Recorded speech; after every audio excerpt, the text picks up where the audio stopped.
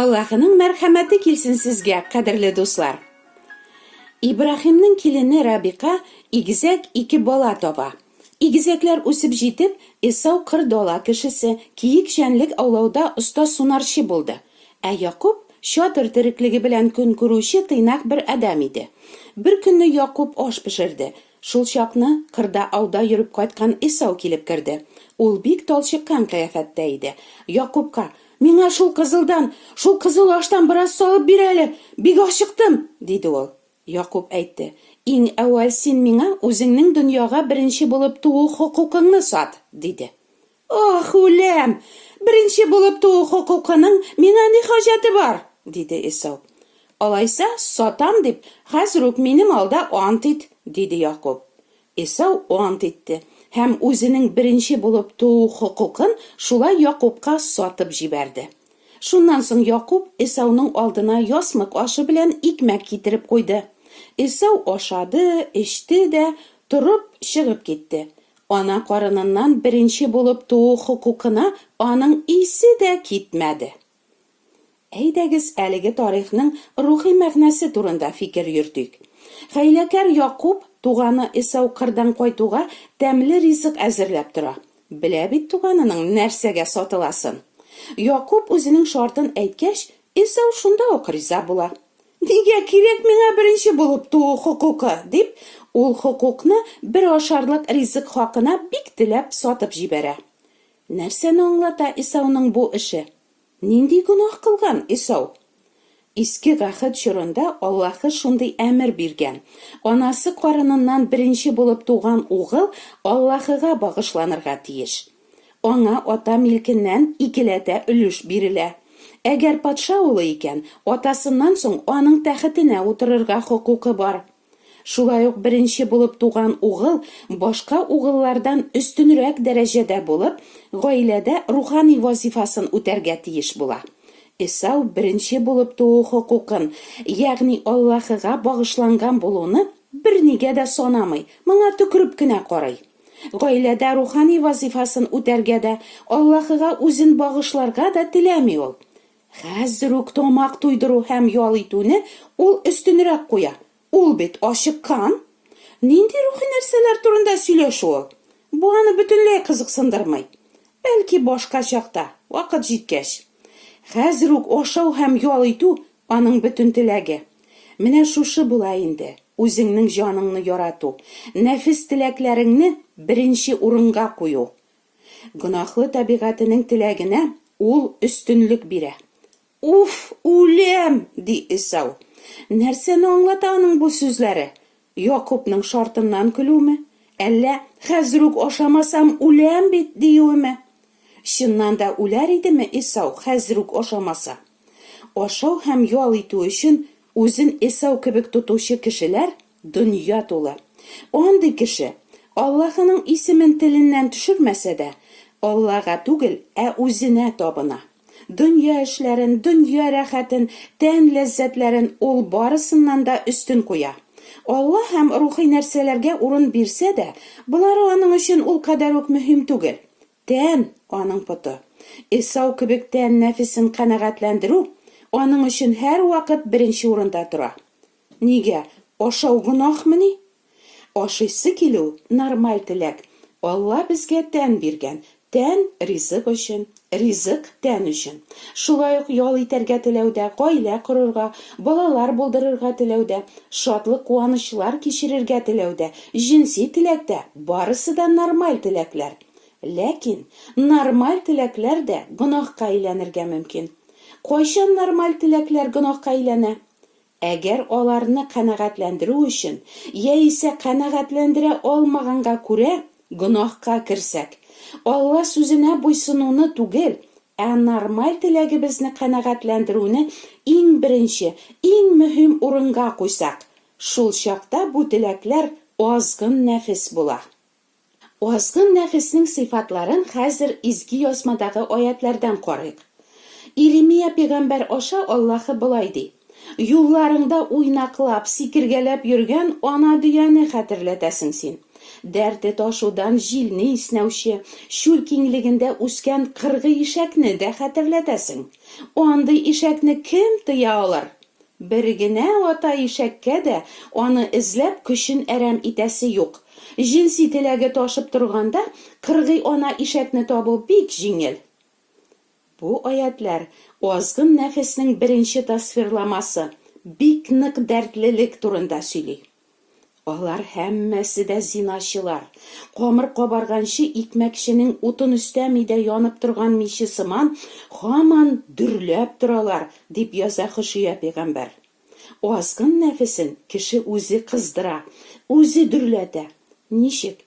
Ләззәт алган чакларын уйлап, күз алдына китереп, телен, аякларын һәм башка әгъзаларын тыймыйча, оятсыз анекдот шаярулар тыңлап, порнография карап. Дәртлелек бик көчле теләгең туу, аны канәгатьләндерүне ашкынып көтүп, янып теләп тору. Дәртлелек ул җинси теләк турында гына түгел. Ашау-эчүгә комагайлыкта, акчага хирыслыкта, компьютер уеннарына бөтен җаның тәнең белән кирип китүдә, дан шөһрәткә, мактауга, хакимияткә ия булырга бик нык теләүдә, гел беренчелеккә омтылуда, кешеләрдән калышмаска тырышып, ярыша бакча карау, дөнья кууда, булары да шул ук азгын нәфескә бөтен йөрәгең белән бирелүдән килә. Вагазчы китабында рухыңны уч ачу вәсвәсәсенә дәртләндермә дип тә язылган. Ачуын үпкәсен күңелендә саклаган кеше дә үзен дәртләндереп тора димәк. Андый кеше якыннарыннан гаеп эзли, бәйләнергә сәбәп, җай көтеп кенә тора. Аның кемгәдер ябешәсе, кемнедер талыйсы килеп тора. Кемне дә булса, аяктан егылыр дәрәҗәгә җиткермәсәләр, аларның йокылары кача, дип яза Сөләйман пәйгамбәр. Азгын нәфеснең икенче сыйфаты тыелгысызлык, тотнаксызлык. Андый ишәкне кем тыя алыр, ди Иремия пәйгамбәр. Һәр агач астында дәртегез кутыра, дип укыйбыз Ишагыя пәйгамбәр китабында. Әйе, дәрт башта керә, аннан кутыра, тыеп тоткысызга әйләнә. Тыелгысызлык, тотнаксызлык шулай ук кайбер кешеләрнең холкына да хас. Сөләйман пәйгамбәр холыксыз хатынны тыеп тору, җилне куып тоту яки ушың белән зәйтүн майын чумырып алу белән бердер, ди. Азгын нәфеснең тагын бер тасвирламасы аның туймас, басылмас булуы. Тәкәббер кеше байлыкка алдана. Ул тынычлана алмый, авызын үлеләр аймагы кебек зур итеп ача. Үлем кебек һич кенә дә туя белми, ди Аллаһы Хабаккук пәйгамбәр аша. Азгын нәфеснең бу сыйфатын ит салынган пакет күтәреп баручы кеше артыннан ияргән эт белән чагыштыра бер вагазчы. Ит исен сизеп, эт синең артыңнан бара да бара. Ташлыйм инде моңа бер кисәкне, калыр миннән, дип уйлап, бер кисәк итеңне ташлыйсың. Ул кисәкне тиз генә йота да, һәм синең артыңнан инде бөтенләй дә калмый. Азгын нәфес тә шулай. Аны бераз канәгатьләндерим, туктар теләүдән дисәң, юк, ул теләк басылмау гына түгел, киресенчә, тагын да ныграк дөрләп китә. Шулай итеп, азгын нәфеснең сыйфатлары бик нык дәртлелек, тыелгысыз булу һәм үлем кебек, кысыр карын кебек, суга туймас туфрак һәм җитәр дигәнне белмәс ут кебек берничек тә туймас булу. Исауга Аллаһы беренче булып туу хокукы биргән. Ә беренче булып тумаганнарга Алла бернинди дә хокук бирмимени? Хәзер сезгә иң сөенечле хәбәр әйтәм. Беренче булып тугансыңмы син юкмы? Ир баламы, кыз баламы? Яһүдме син, төрекме, урысмы яки татармы? Иреклеме, әллә кулмы? Айырма юк. Һәр кемгә Аллаһы үз баласы булу хокукы тәкъдим итә. Кешеләрне тамукка илтүче азгын нәфес һәм ләззәтләр куллыгыннан коткару өчен, аларны юлып алу өчен Аллаһы үзенең улы Гайсәне җиргә изге корбан итеп җибәргән. Гайса үзенең гөнаһсыз саф канын куеп, гөнаһлылар өчен җанын фида кылган. 3 көннән соң ышанучыларны аклар өчен Аллаһы Гайсаны үледән терелтә. Аны кабул итеп, аңа иман китерүчеләргә ул Аллаһы балалары булырга хукук бирде, дип укыйбыз Инҗилдә. Нинди бөек Аллабызның мәрхәмәте! Шушындый бөек мәрхәмәтне соңга сукмаучылар, шушындый бөек мәрхәмәтне аяк асларына салып таптаучылар ничек мәңгелек газапка лаек булмасыннар? Бәлки, дустым, син дә Исау кебек, нигә кирәк миңа Аллаһы баласы булу хукукы?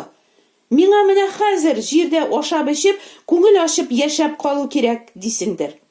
Әйе, син җирдә чыннан да ашап-эчеп, күңел ачып яшәрсең.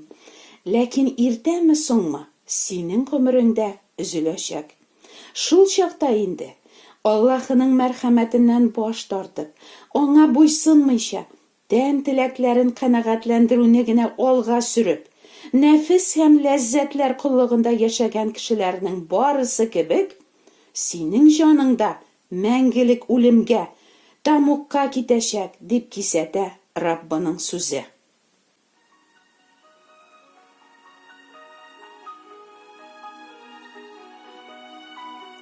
Якуб Исауның беренче булып туу хукукын ризык белән сатып алган кебек, дөньяда һәр кемне үзенең ләззәтләре белән кызыктырып, Аллаһыга багышланган булудан сатып алырга тырыша.